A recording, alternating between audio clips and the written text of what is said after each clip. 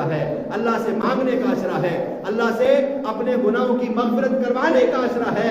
راتوں کو اٹھ اٹھ کے رو، اللہ کے حضور دعائیں کرو، اپنے گناہوں کی معافی مانگو، اور ہمیں اللہ تبارک و تعالی اپنے فضل و کرم سے اپنے محبوب کی دعاؤں کا صدقہ۔ ہماری جو جان ہے نا وہ دنیا کی ان شیشیوں کے اندر پھنسی ہوئی ہے۔ وہ کس طرح؟ وہ شیشیوں سے مجھے بات یاد آئی، خواجہ شیخ فرید الدین اتار رحمۃ اللہ تعالیٰ علیہ، آپ اس سے پہلے عطروں کا کام کرتے تھے، عطریں بیچتے تھے، چھوٹی چھوٹی عطروں والوں کے پاس آپ نے دیکھا خوشبو کی دکان میں چلے جاتے، چھوٹی چھوٹی شیشیاں ہوتی ہیں، چھوٹی چھوٹی شیشیاں اور بے شمار شیشیاں ہوتی ہیں۔ تو اللہ اکبر کبیرہ، ایک دن آپ اپنی دکان میں تھے تو ایک فقیر آ گیا، دکان میں داخل ہوا، کبھی ادھر دیکھتا ہے، نیچے سے شیشوں کو دیکھنا شروع کرتا ہے، اوپر تک دیکھتا ہے، پھر نیچے سے دیکھتا ہے، ادھر دیکھتا ہے، ادھر ادھر ادھر ادھر ادھر ساری طرف شیشوں کو دیکھتا ہے۔ حضرت شیخ فرید الدین اتار رحمۃ اللہ تعالی علیہ نے پوچھا، او بندے آنے والے، کیا چاہیے؟ کون سی خوشبو چاہیے؟ کہا مجھے کچھ نہیں چاہیے۔ اصل میں یہ دکاندار لوگ جو ہوتے ہیں نا، کبھی یہ بندہ اس طرح کرے نا تو دل میں غصہ بھی آ جاتا ہے، دنیا دار بندہ ہو تو پھر اس کو غصہ آتا بھی زیادہ ہے۔ تو آپ نے کہا ایسے وقت ضائع کر رہا ہے، کیا ڈھونڈتا ہے یہاں؟ تو وہ فقیر کہنے لگا، میں یہ دیکھ رہا ہوں کہ تیری جان ان شیشیوں میں سے کیسے نکلے گی۔ ایک شیشی سے نکلے گی، دوسری میں گھس جائے گی، دوسری سے نکلے گی، دوسری میں گھس جائے گی، اور تو مرے گا کیسے؟ تیری جان ان شیشیوں میں گھسی رہے گی، ایک سے نکلے گی دوسری میں، دوسری سے نکلے گی دوسری میں۔ میرے صاحب اسی طرح جس طرح اس فقیر نے کہا تھا شیخ فرید الدین اتار کو کہ تو مرے گا کیسے، تیری جان شیشیوں میں گھس جائے گی، آج ہماری جان بھی شیشیوں کے اندر گھسی ہوئی ہے۔ کہیں اولاد کی محبت کی شیشی ہے، کہیں مال کی محبت کی شیشی ہے، کہیں جائیداد کی محبت کی شیشی ہے، کہیں اپنے فخر اور غرور کی شیشی کے اندر ہماری جان پھنسی ہوئی ہے، اور پتہ نہیں ہماری جان کیسے نکلے گی۔ میرے دوستوں، میرے بزرگوں، جس وقت اس نے یہ سوال کیا تو حضرت شیخ فرید الدین اتار رحمۃ اللہ تعالی علیہ، آپ اس وقت دنیا دار تھے، توبہ بھی تو نہیں کی تھی نا، غصہ آ گیا۔ غصہ آیا تو آپ کہنے لگے، اچھا میں تو جیسے مروں گا نا، تو کیسے مرے گا بتا، تیری جان کیسے نکلے گی؟ اس فقیر نے کہا میرا کیا ہے، میری ایسے جان نکلے گی، دیکھ اب باہر نکلا دکان کے باہر، لیٹا فرش پہ، کہنے لگا اشہد اللہ الہ الا اللہ واشہد ان محمد رسول اللہ، فرمایا وہی جان نکل گئی، اللہ اکبر، کہنے لگا دیکھ میں تو ایسے جاؤں گا، یہ کہہ کر کلمہ پڑھا اور چلا گیا۔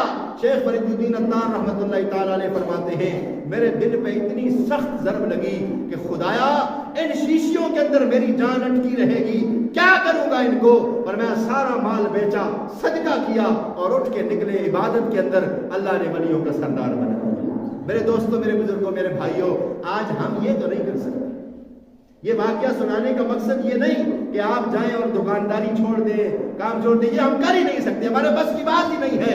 لیکن میرے بھائیوں، میرے دوستوں، اتنا تو کریں کہ حضرات جی وقار کم از کم برائی کی محفل سے بھاگنے کی کوشش تو کریں۔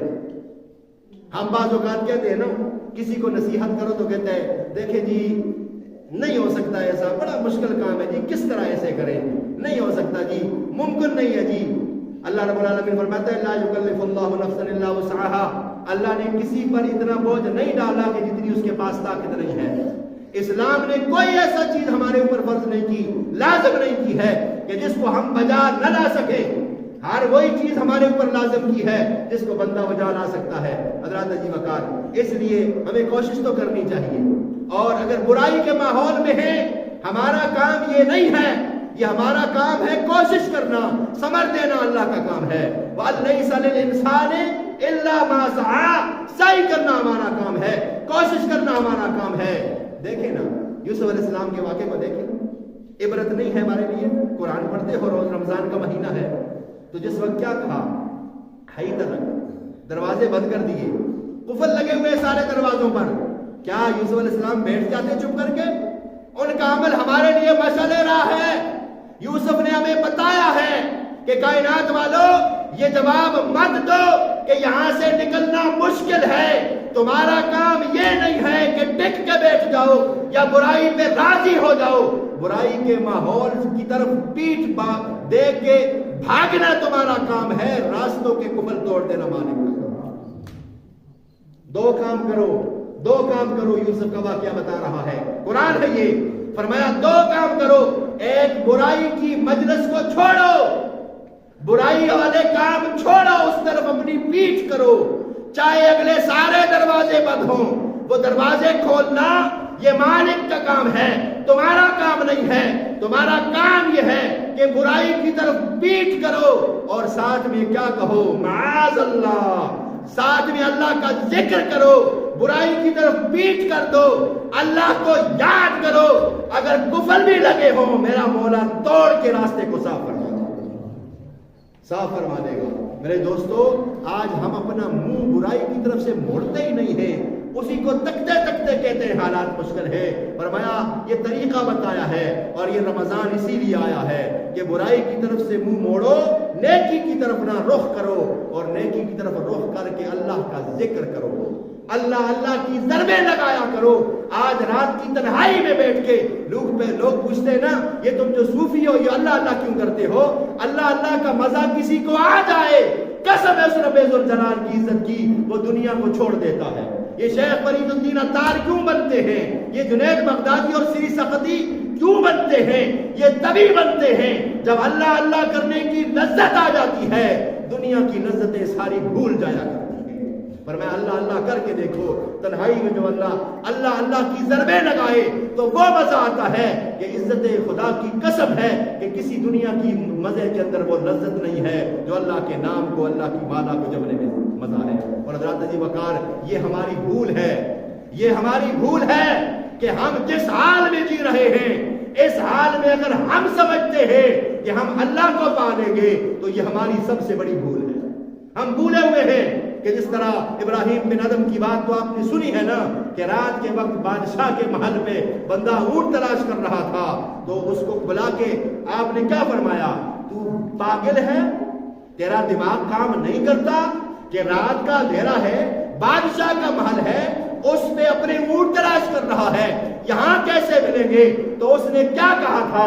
فرمایا جیسے رات کے اندھیرے میں بادشاہ کے محل پہ اونٹ نہیں مل سکتے، ایسے نرم و گزاز بستر پہ بادشاہی کے مزے لیتے ہوئے رب بھی نہیں مل سکتا۔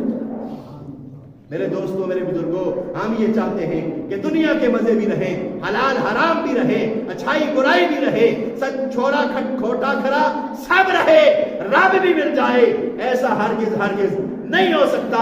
ایک چیز کو چھوڑنا پڑے گا، اچھائی کی طرف آنا پڑے گا، اپنا رخ موڑ کے مالک کی طرف فریاد کرنا ہمارا کام ہے۔ ہم برائی کو پیچھ کر کے رخ اس کی طرف موڑ کے فریاد کریں، اے اللہ ہم نے پیچھ کر دی ہے برائی کی طرف، رخ کر لیا ہے تیری طرف، اب دروازے تو کھول دے۔ تو وہ کیسے کھولتا ہے؟ فرمایا اگر کوئی بندہ